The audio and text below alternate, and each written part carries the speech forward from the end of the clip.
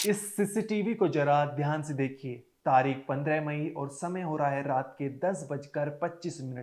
तभी एक घर से हाथ में ऑरेंज कलर का गमछा लिए और फोन चलाते हुए शख्स बाहर निकलता है। उसके पीछे एक और आदमी बाहर निकलता है जिसने जींस और शर्ट पहन रखी है। वो स्विफ्ट गाड़ी का लॉक खोलता है और ड्राइविंग सीट पर जाकर बैठ जाता है। उसका साथी जो फोन चला रहा था वो ड्राइविंग की बगल वाली सीट पर जाकर बैठ जाता है।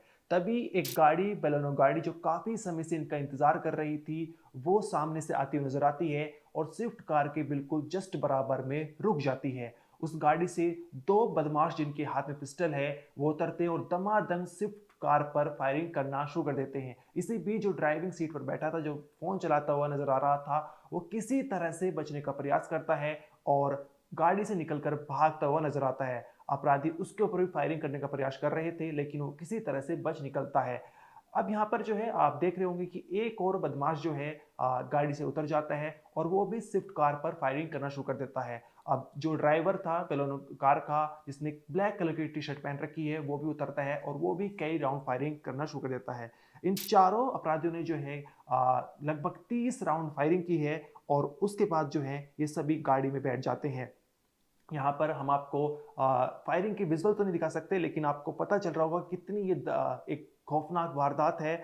और यहाँ पर गाड़ी थोड़ी सी आगे बढ़ती है। उसके बाद ग्रीन टी शर्ट वाला आदमी दोबारा कार से उतरता है और स्विफ्ट कार पर फायरिंग करना शुरू कर देता है। स्विफ्ट कार में जो बैठा हुआ था हितेश, गंभीर रूप से घायल हो चुका था लेकिन उसके बावजूद ये बदमाश लगातार फायरिंग कर रहे हैं। अब यहाँ पर ग्रीन टी शर्ट वाला जो फायरिंग कर रहा था, गोली खत्म हो जाती है तो बिना किसी डर के बीच सड़क पर जो है पिस्टल लोड करता है, दोबारा फायरिंग करना शुरू कर देता है। इसी बीच एक ब्लैक कलर की कार इस रास्ते से गुजरती है। अब ये कोई इत्तेफाक है या फिर ये कार भी जो है या इस कार में जो बैठे हुए लोग हैं वो भी इस वारदात में शामिल है? ऐसा हम क्यों कह रहे हैं? क्योंकि पिछले जब से वारदात घट रही है वो ये गाड़ी जो है वो कुछ दूरी पर खड़ी हुई नजर आ रही थी। आप उसकी हेडलाइट से आप देख सकते हैं।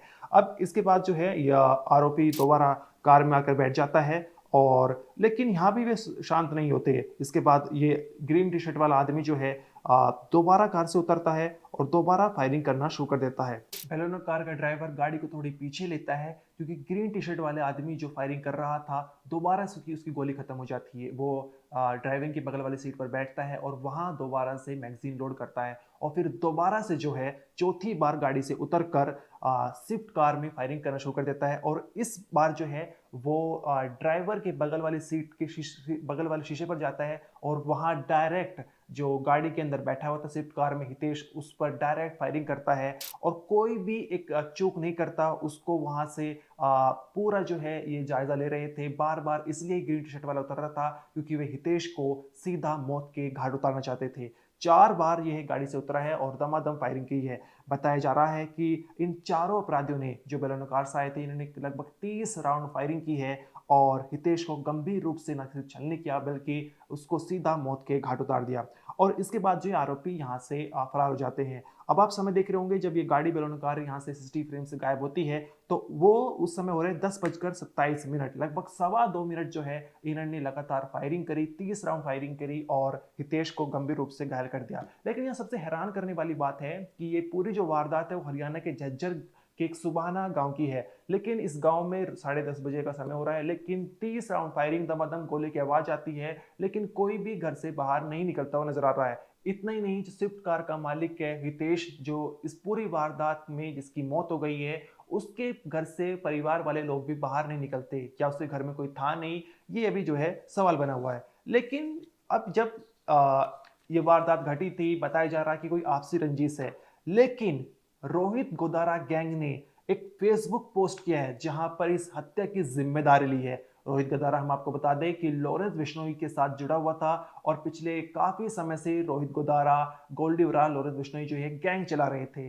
लेकिन कुछ समय पहले जो है रोहित गोदारा और लॉरेंस बिश्नोई के बीच जो है रंजिश शुरू हो चुकी थी, जिसके चलते रोहित गोदारा अब अलग हो चुका है।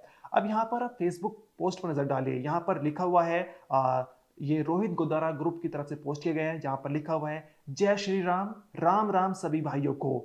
नवीन बॉक्सर, मैं नवीन बॉक्सर गौरीपुर, अरविंद गिल्ली राणा, जोरा डबास, कल रात को जो हरियाणा के सुबाना गांव में जो हितेश उर्फ गुल्लू की हत्या हुई है उसकी जिम्मेदारी हम लेते हैं। इसने हमारे भाई प्रदीप और उसके भाई फौजी को गोली मारी थी, जिसमें ये भी शामिल था। इसलिए इसको हमारे भाई प्रदीप और उसके साथियों ने अपने हाथों से मारा है। और जो भी इसमें शामिल है सब तैयार रहे, नंबर सब का आएगा। इसके तो सिर्फ 30 गोलियां मारी है, बाकी जो भी बचे हैं उनके 100 से भी अधिक ज्यादा गोली मारेंगे। जो भी हमारे दुश्मन हैं वो भी तैयार रहे, जल्द ही मुलाकात होगी। जय श्री राम। और नीचे जो है हैशटैग जो है लगे हुए हैं। अब इसके बाद जो है बताया जा रहा है कि ये गैंग वॉर है और सवाल जो है कई सारे उठने शुरू हो चुके हैं। यहाँ पर रोहित गोदारा ग्रुप की तरफ से ये जिम्मेदारी ली गई है और जहाँ पर कहा गया है कि जो भी इसमें शामिल है सब तैयार है, सबका नंबर आएगा। यहाँ पर एक खुली धमकी जो है दी गई है। अब जिस आदमी की हत्या की है वो हितेश, वो हरियाणा के झज्जर के सुबाना गांव का रहने वाला है। और बताया ये जा रहा है कि पिछले करीब 4 साल से साल 2022 से गिरधरपुर एक गांव है वहां का रहने वाला मुख्य आरोपी प्रदीप है। अब हो सकता है कि जो ग्रीन टी शर्ट वाला आदमी है जो लगातार 4 बार कार से उतरता है और फायरिंग करता है वो प्रदीप है, लेकिन अभी इसका कोई स्पष्ट जानकारी नहीं है। अब वो गिरधरपुर का रहने वाला है और सुबाना गांव के हितेश जिसकी मौत हुई है और मुख्य आरोपी प्रदीप जो गिरधरपुर का रहने वाला है, इनके बीच पिछले 4 साल से रंजिश चल रही है। कौन सा विवाद है ये भी जांच का विषय बना हुआ है। और सामने निकल कर आया है कि हितेश ने कुछ समय पहले प्रदीप और उसके वाइफ फौजी पर गोली चलाई थी, जिसके चलते ये बदले की आग है, जहां पर प्रदीप ने अपने साथियों के साथ मिलकर हितेश को न सिर्फ गोली से भूना बल्कि सीधा उसे मौत के घाट उतार दिया है। हितेश के साथ जो उसका साथी था वो किसी तरह से अपनी जान बचाकर वहां से भाग गया था। लगभग 30 राउंड फायरिंग की आवाज सुनने के बाद गांव वाले घर से बाहर निकलते हैं और हितेश को नजदीक अस्पताल झज्जर के नागरिक अस्पताल में भर्ती कराते हैं, लेकिन डॉक्टर उसे वहां मृत घोषित कर देते हैं। असलियत में हितेश की मौत तो मौके वारदात पर हो गई थी, क्योंकि 30 राउंड जो है फायरिंग की गई थी। यहाँ पर जब पुलिस क्राइम सीन पर पहुंचती है तो बड़ी संख्या में खाली खोखे मिलते हैं, कुछ जिंदा कारतूस मिलते हैं। हितेश को जो पोस्टमार्टम के और हितेश का शव पोस्टमार्टम के लिए भेज दिया गया है। अब यहाँ पर हितेश के परिवार की तरफ से गिरधरपुर के रहने वाले प्रदीप और साथी दिकेश जो वीरेंद्र के बेटे हैं उनके खिलाफ जो है कार्रवाई की गई है। अलग अलग धाराओं में मुकदमा दर्ज किया गया है। लेकिन इस वारदात में कई सारे सवाल उठते हैं। पहला सवाल ये है कि जो गाड़ी एक तो बेलोनो गाड़ी थी और एक दूसरी गाड़ी जो रास्ते से गुजरती नजर आ रही थी ब्लैक कलर की, वो पिछले करीब 1.5 मिनट से जो है वो इस क्राइम सीन से कुछ दूरी पर खड़ी थी और जिसकी हेडलाइट भी नजर आ रही थी। अब यहाँ पर सवाल ये उठता है कि या ये गाड़ी भी जो है अपराधियों की थी जो रेकी करने के लिए इस्तेमाल की गई थी, या फिर ये सिर्फ इत्तेफाक है। दूसरा इसमें जो है कि हितेश जब अपने घर से बाहर निकलता है अपने साथी के साथ, तो उसके कुछ सेकंड बाद जो है बेलेनो कार वहां पर आकर खड़ी हो जाती है। इसका सीधा सीधा सा मतलब ये है कि पिछले काफी समय से जो है हितेश की रेकी की जा रही थी और एक परफेक्ट टाइमिंग जो है मुखबिर के द्वारा बताई गई थी कि हितेश इस समय घर से बाहर निकलेगा, जिसके चलते बिल्कुल परफेक्ट टाइमिंग पर जो है बेलोनो कार वहां पर पहुंचती है और अपराधी दमादम फायरिंग करना शुरू कर देते हैं।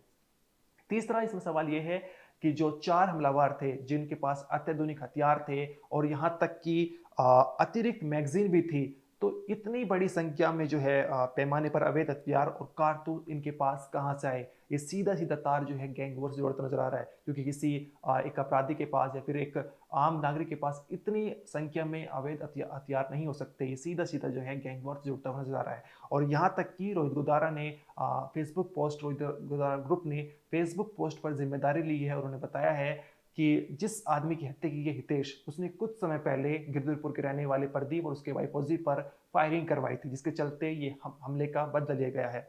आगे जो भी अपडेट आएगी इस मामले में आपको जरूर बताएंगे। इस वीडियो में तो इतना ही। आपका जो भी कहना है कमेंट सेक्शन में जरूर बताइए। इस वीडियो में तो नहीं, आप देखते रहिए क्राइम तक।